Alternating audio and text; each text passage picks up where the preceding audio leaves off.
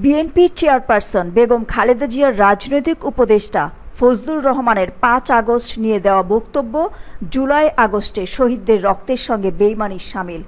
অবিলম্বে আগামী ২৪ ঘন্টার মধ্যে ২৪-এর ৫ আগস্ট নিয়ে ফজলুর রহমানের দেওয়া বক্তব্য প্রত্যাহার করতে হবে।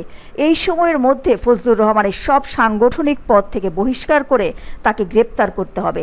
তার বিরুদ্ধে ব্যবস্থা না নিলে ছাত্র জনতাকে সঙ্গে নিয়ে কঠোর কর্মসূচি দেবে গণ অভ্যুত্থানের বৃহত্তর ঐক্যবদ্ধ শক্তি জুলাই ঐক্য।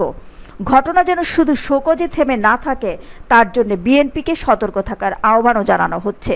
সম্প্রতি একটি টক শোতে জুলাই অভ্যুত্থান নিয়ে কুরুচিপূর্ণ মন্তব্য করায় তাকে ফ্যাসিবাদের দোসর হিসেবে আখ্যা দেওয়া হয়েছে।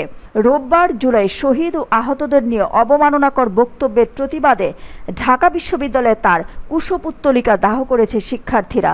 বিএনপি চেয়ারপারসনের উপদেষ্টা পরিষদের সদস্য ফজলুর রহমানের উদ্ভট ও শৃঙ্খলা পরিপন্থী বক্তব্য দেওয়ার অভিযোগের কারণ দর্শানোর নোটিশ দেওয়া হয়েছে। তাকে আগামী ২৪ ঘন্টার মধ্যে লিখিত জবাব দিতে বলা হয়েছে, যাতে বলা যায় কেন তার বিরুদ্ধে সাংগঠনিক ব্যবস্থা নেওয়া হবে না। বিএনপির একটি দায়িত্বশীল সূত্র বিষয়টি নিশ্চিত করেছে। দিলরুবা খান, দৈনিক আর নিউজ।